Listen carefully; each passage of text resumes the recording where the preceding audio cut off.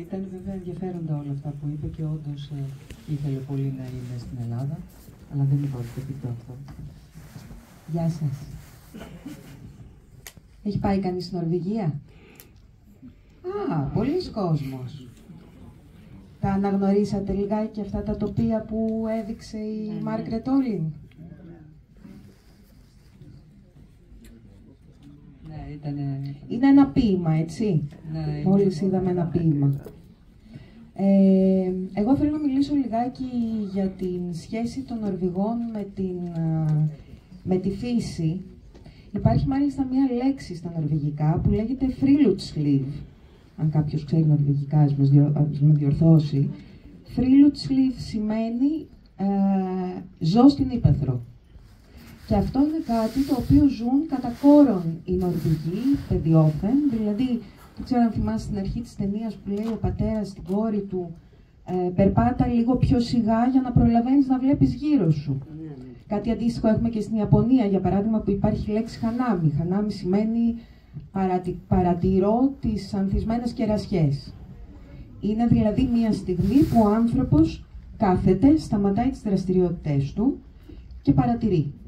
Και εν προκειμένου παρατηρεί αυτό το μεγαλείο που βλέπουμε στην Νορβηγία. Η Νορβηγία πάλι είναι 3 φορές μεγαλύτερη από την Ελλάδα. Και έχει 25 χιλιόμετρα ακτογραμμή, όταν η Ελλάδα έχει 15.000 χιλιόμετρα, 25.000 μάλλον, 15.000 χιλιόμετρα. Οπότε αντιλαμβάνεστε ότι μέσα σε όλα αυτά τα φιόρδ, που είναι αυτές οι αυλακώσεις που έχουν δημιουργηθεί από την εποχή των Παγετώνων και οι οποίες φτάνουν σε βάθος περίπου 1 χιλιόμετρου, τι τοπία σχηματίζονται και πόσο ο μέσος Νορβηγός, ο οποίος έχει συνηθίσει αυτή τη σχέση του με τη φύση από μικρός, πηγαίνει με τους γονείς του, κάνει πεζοπορίες, κάνει σκι, κάνει πικνίκ, ζει τις 4 εποχές, πράγμα το οποίο εμείς δεν το ζούμε πλέον, έχουμε απομακρυνθεί εντελώς από τη φύση όσοι ζούμε στα μεγάλα αστικά κέντρα. Το ψάχνει αυτό, το αναζητά στη ζωή του και τη συνεχίζει αυτή τη σχέση για όλη του τη ζωή. Θα μου πείτε τι κάνουν εκεί, δηλαδή πώς ζουν αυτοί οι άνθρωποι τόσο απομονωμένοι στη μέση του πουθενά. Έχουν διάφορες δραστηριότητες, δηλαδή πρώτον, υδροηλεκτρική ενέργεια. Η Νορβηγία είναι μια χώρα που παράγει υδροηλεκτρική ενέργεια και με την υδροηλεκτρική ενέργεια που παράγει καλύπτει το 96% των αναγκών της. Τεράστιο ποσοστό. Δεν ξέρω αν έχετε ακούσει όσοι πήγατε στην Νορβηγία. Η Νορβηγία εισάγει σκουπίδια από τη Σουηδία. Στο Μπέργεν, όσοι θα πήγατε στην Νορβηγία, λογικά θα έχετε πάει και στο Μπέργεν, έχει κάτι σκουπιδοδιανεκέδες μεγάλους και πατάς ένα κουμπί, ανοίγει ένα καπάκι, βάζεις μέσα τη σακούλα σου με τα σκουπίδια, μέσα σε δευτερόλεπτα αφαιρεί όλο τον αέρα και φεύγει από ένα σωλήνα τόσο η σακούλα η οποία έχει γίνει αντίστοιχα τέτοιου μεγέθους και πηγαίνει κατευθείαν στο εργοστάσιο για να παράξει υδροηλεκτρική ενέργεια. Άρα έχουμε υδροηλεκτρική ενέργεια, έχουμε αλεία, μία από τις χώρες, δεύτερη χώρα στον κόσμο σε εξαγωγές ψαριών. Μπακαλιάρος, σολομός, ρέγγες, μετά την Κίνα. Έχουμε διάφορες κτηνοτροφικές δραστηριότητες, παράγουν φανταστικά τυριά, έχουν παράδοση στα γαλακτοκομικά προϊόντα. Και έχουν μάλιστα και ένα τυρί μαύρο, το οποίο δεν θυμάμαι ακριβώς να σας πω πώς γίνεται, που λέγεται Μπουρσοτ, κάπως έτσι, το οποίο είναι πάρα πολύ ωραίο. Επίσης, πάρα πολλοί άνθρωποι στην Νορβηγία δουλεύουν από το σπίτι τους πλέον, δηλαδή δουλεύουν για μεγάλες εταιρείες και εγκαθίστανται στο Olden-Dalen ή σε ένα άλλο χωριό, χωρίς να χρειάζεται να ζουν απαραίτητα στο Όσλο. Καλά, μην φανταστείτε, μιλάμε για 5,5 εκατομμύρια κατοίκους έχει όλη η Νορβηγία, έτσι. Δηλαδή το Όσλο είναι περίπου 1.700.000. Οπότε δεν μιλάμε για αχανείς πόλεις. Και αυτό τους δίνει τη δυνατότητα επίσης, η Νορβηγία, μην ξεχνάμε, ότι έζησε την εποχή των Vikings. Θα έχετε πάει όσοι πήγατε στο Μουσείο των Vikings στο Όσλο, το οποίο οι Vikings μείνανε, ουσιαστικά ήταν οι θαλασσοπόροι της εποχής, οι εξερευνητές, οι κατακτητές παράλληλα, για 4 αιώνες. Τι σημαίνει αυτό? Ότι μπορεί να τους βλέπουμε, κάποιοι να τους βλέπουν ως ότι οι Vikings κατακτήσαν μέρη κτλ. Παρεπιπτόντως είναι αυτοί που δημιουργήσαν και το Δουβλίνο. Όμως οι Vikings ανακαλύπταν ταυτόχρονα, είχαν αυτή τη χαρά της ανακάλυψης, είχαν αυτή τη χαρά της φύσης, είχαν φτιάξει αυτά τα πλοία τα οποία ήταν στενά και μακρόστενα και μπορούσαν να ναυπηγούν από ποτάμια μέχρι θάλασσες. Φτάσανε στον Καναδά. Οπότε υπήρχε μέσα στον ψυχισμό του μέσου Νορβηγού αυτή η ανάγκη της ανακάλυψης, αυτή η ανάγκη του να πάω πέραν από το παγετώνα, να πάω πέρα από το λιμάνι, να πάω πέρα από το νησί. Επίσης, η Νορβηγία στη συνέχεια έζησε 400 χρόνια, όσα έζησε 450 περίπου, όσα έζησε και η Ελλάδα υπό την Οθωμανική Αυτοκρατορία, κάτω από τους Δανούς. Οι Νορβηγοί λοιπόν είχαν και μετά από τους Σουηδούς, δηλαδή 400 χρόνια κάτω από τους Δανούς και μετά άλλα 100 κάτω από τους Σουηδούς. Οπότε οι Νορβηγοί είχαν τρομερά αυτή την ανάγκη της εθνικής ταυτότητας και μέσα από το φυσικό τους τοπίο, το οποίο είναι εκπληκτικό, μαγικό, αλλά και από αυτή την αναζήτηση της εθνικής ταυτότητας, κατάφεραν να αναδείξουν το φυσικό τους περιβάλλον σε αυτό που βλέπουμε σήμερα. Και όχι μόνο το αναδείξουν, να το προστατεύσουν. Μιλάμε ότι έχουν μια αγάπη για τη φύση και μια οικολογική συνείδηση που σπάνια βρίσκει κανείς σε άλλα μέρη της Ευρώπης. Σας πήρα μονότερμα λιγάκι, συγγνώμη. Και επίσης έχουν και μια πολύ μεγάλη ανάγκη, συναίσθηση μάλλον και συνείδηση του είμαστε μαζί. Βεβαίως, ακριβώς. Έχει πολύ δίκιο η άντρα σε αυτό που λέει. Όσο πιο απομονωμένα, αυτό που έλεγε, ότι τους συνέδεε η θεία, συνέδεε τα χωριά μεταξύ τους και τραγουδούσαν όλοι τα κάλαντα και ανταλλάσσαν ευχές μεταξύ τους. Όσο πιο απομακρυσμένος είσαι από τον άλλον, τόσο πιο πολύ αποζητάς την επαφή. Γιατί όταν εσύ είσαι στο κάτω μέρος της κοιλάδας και ο άλλος είναι στο πάνω, δεν είναι εύκολο να πάρεις το σακιδιό σου, να ανέβεις πάνω για να πας να πιεις καφέ. Οπότε οι ανθρώπινες σχέσεις γίνονται όλο και σημαντικότερες. Μην ξεχνάμε επίσης ότι σημαντικό ρόλο σε όλο αυτό έπαιξε και ο προτεσταντισμός. Ο προτεσταντισμός έφτασε ξεκίνησε από το Λούθυρο Μαρτίνο στη Γερμανία και έφτασε στην Νορβηγία το 1537. Πώς έφτασε τότε? Η Νορβηγία ήταν μέλος της Δανίας και ο βασιλιάς, ο Κρίστιαν, ο τρίτος της Δανίας, αποδέχτηκε τον προτεσταντισμό σαν επίσημη θρησκεία. Ο προτεσταντισμός είχε συγκεκριμένες αρχές, τις οποίες δεν άργησαν και δεν δυσκολεύτηκαν να υιοθετήσουν οι Νορβηγοί. Αυτοπιθαρχία,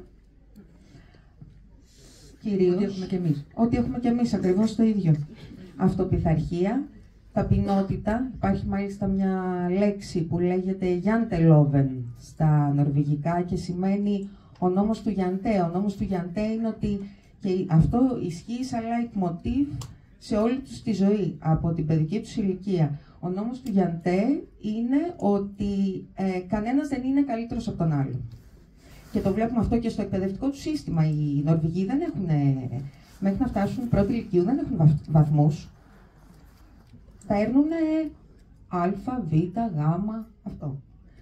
Αλλά, όπως επίσης και τα παιδιά που έχουν πρόβλημα, τα παιδιά με αυτισμό, τα παιδιά που έχουν το σύνδρομο Asperger ή κάποιο άλλο θέμα, δεν πηγαίνουν σε ειδικά σχολεία, εντάσσονται στο κανονικό νορβηγικό σχολείο, σαν κανονικοί μαθητές, διότι θεωρούν ότι είναι διαφορετικοί από τους άλλους. Δεν σημαίνει ότι πρέπει να τους απομονώσουμε. Και ο προτεσταντισμός, λοιπόν, γιατί από εκεί σας ξεκίνησα, έχει επιφέρει μία ισότητα στη σχέση των ανθρώπων, μία ισοτιμία μάλλον, μία ταπεινότητα, μία επιθυμία να είμαστε όλοι ίσοι, να δουλεύουμε όλοι εξίσου. Αν πας στον Νορβηγό και του πεις να σου πω κάτι, ξέρεις, έχει βγει ένα επίδομα τώρα και πώς θα το καταφέρω να το πάρω το επίδομα και να κοροϊδέψω το κράτος, θα σου πω, τι θα κοροϊδέψει το κράτος? Γιατί να το κοροϊδέψει το κράτος? Γιατί δεν λες την αλήθεια? Είναι μια εντελώς διαφορετική αντίληψη. Βασιζόμενοι όμως πάνω σε αυτές τις αντιλήψεις, στην αγάπη τους για τη χώρα τους, στην ανάγκη τους για ανεξαρτησία και για εθνική ταυτότητα, κατάφεραν να φτιάξουν αυτό που είναι η Νορβηγία σήμερα. Και τελειώνοντας, γιατί ξέρω ότι βιαζόμαστε. Οκ. Θα σας κρατήσω μέχρι το βράδυ. Όταν η Νορβηγία, ξέρετε, η Νορβηγία είναι μία από τις πλουσιότερες χώρες στον κόσμο, γιατί το 1967 βγήκε ο πρωθυπουργός τους και τους είπε, κυρίες και κύριοι, ανακαλύφθηκαν πετρέλαια στην περιοχή μας. Και τι τους είπε? Αντί να πει ανακαλύφθηκαν πετρέλαια, λεφτά υπάρχουν, μαζί θα τα φάμε και, γύρισε και τους είπε, τα πετρέλαια αυτά θα μας κάνουν πάρα πολύ πλούσιους. Τα χρήματα που θα βγάλουμε από αυτό το πλούτο θα τα επενδύσουμε σαν κράτος, ώστε από εδώ και πέρα να μην ξαναέχουμε ποτέ πρόβλημα φτώχειας στη χώρα μας. Και αυτό έκανε, και αυτή τη στιγμή η Νορβηγία έχει ένα, εκτός του ότι είναι από τις πλουσιότερες χώρες στον κόσμο, έχει ένα ταμείο συντάξεων, φανταστείτε, πώς είναι το δικό μας, το οποίο έχει πλεόνασμα. Δεν έχει έλλειμμα. Γιατί έκανε το κράτος? Εισέπρατε τις εισφορές του κόσμου και μετά τις επενέδιε σε διάφορες μετοχές. Και αυτή τη στιγμή έχει πλεόνασμα το ταμείο τους. Η Statoil, που είναι η κρατική εταιρεία πετρελαίων, είναι μία από τις πιο ισχυρές εταιρείες στον κόσμο, σε όλα τα χρηματιστήρια, εισαγμένη κτλ. Και εμένα μου είχε κάνει εντύπωση αυτό, ότι τους είπε αυτό το πράγμα, ότι ξέρετε, δεν θα πλουτίσετε εσείς, δεν θα γίνετε ζάμπλουτοι, θα πλουτίσουμε όλοι μαζί. Και αυτό θέλει να πει κάτι συγκεκριμένο για τους Νορβηγούς. Ακόμα και αυτά που έλεγε μέσα στην ταινία, δηλαδή, κάποια στιγμή που λέει «Κόρη, φοβάμαι μην σας χάσω, φοβάμαι μην πεθάνετε». Και λέει, καλά, η μαμά ήταν πιο συγκίνητη, ο παπάς λέει «Δεν πρέπει να λυπάσαι, ορθολογισμός. Δεν πρέπει να λυπάσαι. Πρέπει να σκέφτεσαι τις καλές στιγμές που περάσαμε μαζί. Πρέπει να σκέφτεσαι αυτά που καταφέραμε να έχουμε». Και λες, οκ, τι ωραίο να σκέφτεται κανείς λογικά. Φυσικά η θλίψη είναι θλίψη όταν χάσεις τους γονείς σου. Αλλά είναι και ωραία αυτή η άλλη σκέψη που κρατάει λίγο το συναίσθημα σε μια πιο, πώς να το πω, πιο πειθαρχημένη κατάσταση. Πιο πειθαρχημένη και πιο φιλοσοφημένη. Πιο φιλοσοφημένη. Ακριβώς. Είναι κάτι που μου ξέπαιρνα όλους. Μια ερώτηση μπορούμε να κάνουμε. Βεβαίως. Μήπως ξέρετε... θέλετε μικρόφωνο? Θέλετε εσείς. Μήπως ξέρετε ποια είναι η υποδοχή αυτού του φιλμ στην Νορβηγία? Πώς δηλαδή το νορβηγικό κοινό είδε αυτό το φιλμ? Αυτό θα σας το απαντήσει η κυρία Γεωργίου. Εγώ δεν μπορώ να σας πω το κοινό συγκεκριμένα έναν προς έναν, αλλά μπορώ να σας πω ότι είναι η νορβηγική πρόταση που θα πάει στα Όσκαρ το 2024. Βεβαίως. Άλλη ερώτηση? Ναι, μπορούμε. Θέλει κάποιος να ρωτήσει ή να μοιραστεί κάτι μαζί μας? Είναι όλα λίγο τώρα, ξέρεις. Είναι αυτό ακόμα της ταινίας. Και τι ωραίο αυτό το μήνυμα στο τέλος με το δέντρο. Που συνεχίζεται η ζωή, η ιστορία μιας οικογένειας μέσα από ένα δεύτερο δέντρο. Και ενδεχομένως στη συνέχεια να υπάρξει και ένα τρίτο δέντρο. Πάρα πολύ ωραίο αυτό σαν συνέχεια ζωής. Σε μερικά κράτη κιόλας το κάνουνε. Βάζουν τη στάχτη των νεκρών και βάζουν από πάνω ένα δέντρο, το οποίο υποτίθεται συνεχίζεται η μνήμη αυτού του ανθρώπου μέσα από το δέντρο που μεγαλώνει. Νομίζω ότι στην Ινδία διάβασα... Νομίζω ότι στην Ινδία διάβασα όταν γεννιέται ένα παιδί που τέχουν 500 δέντρα. Στην Ινδία δεν είναι? Δεν το θυμάμαι αυτό που λέτε, αλλά σίγουρα υπάρχουν τέτοιες παραδόσεις. Γεννιέται ένα παιδί, τέχουν 500 δέντρα. Απίστευτο, ναι. Εμείς και με 500. Είναι και ο πατέρας της σκηνοθέτηδας, καταπληκτικός σκηνοθέτης, γιατί βρήκε και το τέλος. Είναι που έλεγε ότι βρήκε το τέλος. Ναι. Και είναι πάρα πολύ ωραία αυτή η σκηνή με τα λουλουδάκια που το στολίζει κιόλας. Παγετώνας ξέρετε τι είναι? Δεν σας έκανε εντύπωση πως κυλάει έτσι μέσα στα βράχια? Για πες. Κανείς δεν το ξέρει. Για τον παγετώνα. Λοιπόν, ο παγετώνας είναι πάγος, στρώματα πεπιεσμένου πάγου, το οποίο το ένα, σαν να έχουν ρουλεμάν φανταστείτε, το ένα κάθεται πάνω στον άλλο. Γι' αυτό και συνέχεια ο παγετώνας κινείται. Είναι moving, πώς το λένε, είναι ρέει ο παγετώνας, δεν είναι σταθερός. Δηλαδή ρέει το ένα στρώμα πάνω στο άλλο. Ναι. Και δεν ξέρω, έχει βρεθεί κανείς σε παγετώνα? Ναι, κάνατε σκιμομπίλ? Α, λοιπόν, θα σας πω και ένα χαρακτηριστικό πράγμα που έχει ο παγετώνας. Όταν βρίσκεσαι σε ένα παγετώνα, περπατάς, οι παγετώνες πώς είναι? Είναι η γη, εδώ πέρα, και ξαφνικά ξεκινάει ένα κομμάτι πάγου. Δηλαδή είναι καφέ, άσπρο. Ανεβαίνεις στο παγετώνα και αρχίζεις και περπατάς λίγο. Με το που θα απομακρυνθείς από την εικόνα της γης, πρώτον, δεν ξέρεις που είσαι, δεν ξέρεις πλέον που είναι ο βορράς, ο νότος, η Ανατολή, η Δύση. Και δεύτερον, όλα, από το πολύ άσπρο, όλα παίρνουν ένα μπλε, μια μπλε απόχρωση. Αν σας δοθεί ευκαιρία να το κάνετε αυτό, είναι φανταστικό, και να πάτε και στην Νορβηγία. Κανονικά τώρα είναι η ώρα που αρχίζουμε όλες τις ερωτήσεις.